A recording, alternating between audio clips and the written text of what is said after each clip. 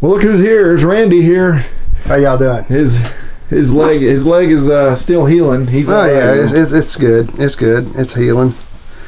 Yeah. Anyway, we were gonna explain a little bit about what's going on here and show the parts to you. There you go. This is my girl right here. There's the Miss girl. Mamba. Scared her to death. Nothing blew up. All right. Let me start off first by saying I should have never worked on the gun with it full of air, but I was never ever anywhere around the air cylinder screws that hold the valve in or anything like that. It was a freak accident. We don't really know exactly what happened, to be honest. We're going to try and go through a little bit more with you. I'm not blaming anybody. I was the dummy. I should have drained air. But I've done this 50, 100 times on different guns, and I've never had a problem. It just was my time. The main thing about this video is we want to share to keep anybody else from getting hurt. Like I said, we're not pointing fingers because we honestly, at this particular point, don't exactly know what happened. We know the high packs exploded, cut in half, and the valve shot out the back. The valve bolt was sheared off. Should we show them? Yeah, we'll get into all that later. I just want everybody to know, look, we're all part of the air gun community. I'm not out to sue anybody. I'm not, this was a freak accident that happened. I'm kind of glad it happened to me and not somebody else, because it might not have ended the same way that it ended with me. Just be careful out there. Be supportive of everybody. Even if they do make a stupid mistake, be supportive. This is a mistake I will never make again. I've been working on air guns for 3 years now. First time I've ever had one blow out like that.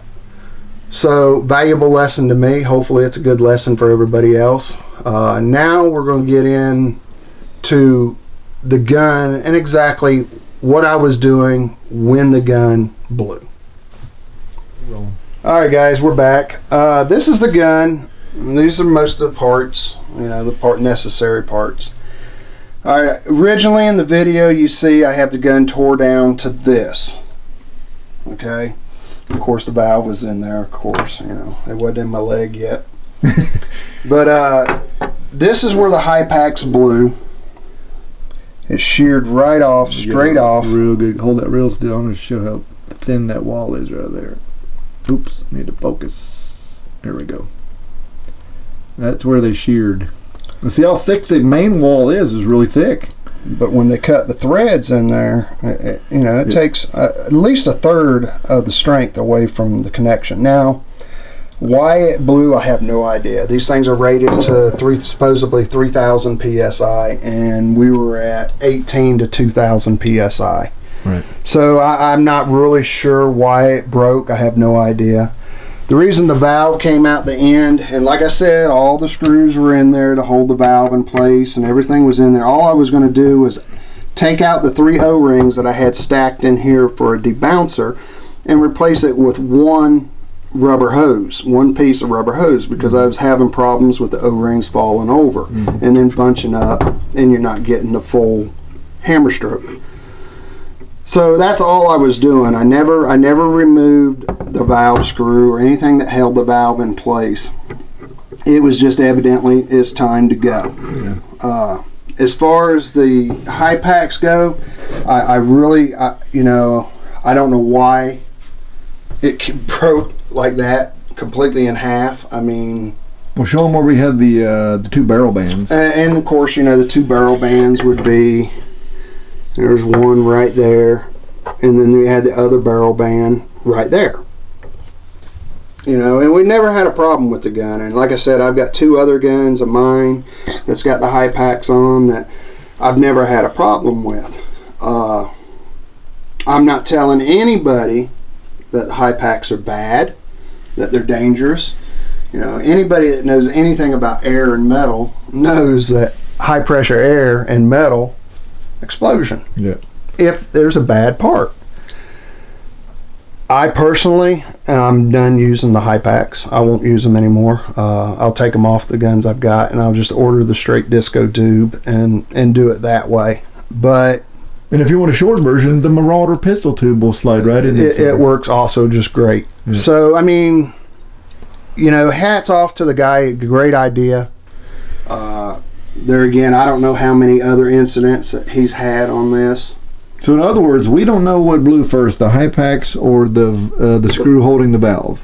We still don't know. We still don't know. But that's what happened. And you see the high packs are just totally destroyed. It's just sheared right off. I mean, see how nice. Show them this piece here. Show them the rest of the high pack that's still in there. It's very strong. We can't even get it out. It's I don't know whether you can see down. Yeah, hold it real still and I'll zoom it in or get a. Can't really see. Oh, there we go. Hang on, let me get another light. There we go. Oh, that's good. That's the remainder of the high pack that's in there. It's real. See how thin it is.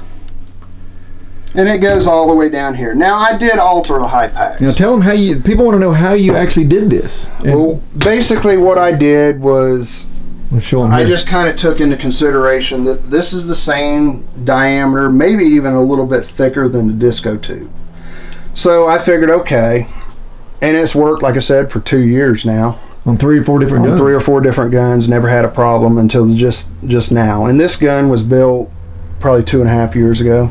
Year and a half. Year and a half ago? Yep. Okay. Yep. But what I did was the nipple that goes into the CO2 valve has a rubber seal, and it just screws in just like it would be a CO2 cylinder. Mm-hmm. Well, we kept having problems with air leaks, and we tried all the different seals that they sent us from the high packs, you know, and it just always right leaked. Here, show them. Right well, here. It leaked on all the joints, it was also leaking at the valve. The valve was leaking, right. So I was like, okay, why don't we just replace the valve with a disco valve, and then we can just cut the end off, the nipple that actually screws into the, you know, the end of the high pack. To make room. So we could have room. And then we'd have a solid straight tube just like the disco tube. Yep. Only difference is it's threaded. Now what we did to eliminate the air leaks is we just mixed up some epoxy, or you can use Loctite, whichever one you want to use. Mm-hmm. Put it on the threads, thread it together, let it sit overnight, let it dry. Right. Never had another leak. Never had another issue with the high packs. But even with these were leaking all the time. That joint was leaking all the time, and then the CO2 valve started leaking. So this is the main reason we did this. Right. Or Randy did it. So I came up with, okay, we'll put a disco valve in there. That's tried and true and proven. It's probably one of the best valves out there. Mm-hmm. And just cut the high packs off and glue the threads in so everything's good. And it worked great until the other day. Yeah. And, you know, it's just one of those things. One of those things. It happens. And you know what? We even discussed depressurizing it probably 2-3 minutes before. Yeah. We talked about taking the air out of it, and I was like, you know, no, we're not messing with the air tube. We're not doing anything to take away from any of the integrity of what holds everything together. You know, all I did was slide the hammer out the back and was going to pull the O-rings out. Luckily, this thing didn't explode 30 seconds before it did when I was looking down. Yeah, we were target shooting 20 minutes before this happened, and we wanted to kind of hurry up and get back before the sun went down to go target shoot. So that's one of the reasons we didn't depressurize it, because we were in a hurry. We wanted to go shoot. So, yeah, anyway. I mean, my stupidity, you know, I should have never taken a chance. But like I said, I've done this 50 to 100 times on multi-different guns. Hotsons, Marauders, FXs. You know, I've always tinkered with them with air in the gun. As long as you're not messing with the air tube, you should be safe. Well, you know, Murphy's Law. Right. You know, Murphy, if it can go wrong, it will. Murphy visited us. Yep. But, you know, we're just trying to give everybody a breakdown on it so everybody quit arguing and fighting over this. We're all members of the airgun community. Yep. We all need to learn from this.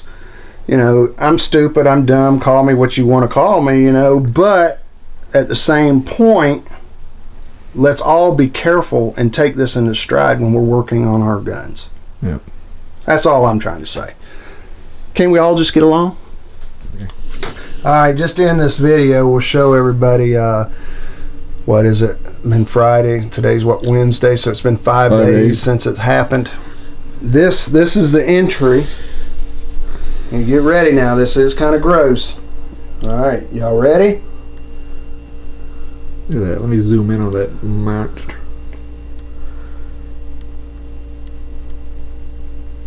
That is a massive hole, dude. That's a 3/4 inch hole, and it comes out back here. Just a slit. Which I don't know whether or not. Let's see how if I can even get it off. Oh, come on now. There we go. Oh wow, look at that. I haven't seen. Let me get this thing out of the way there.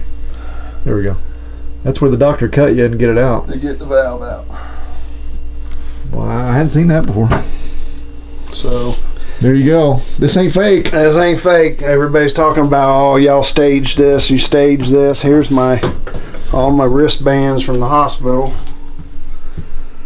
It is real, folks. It is real.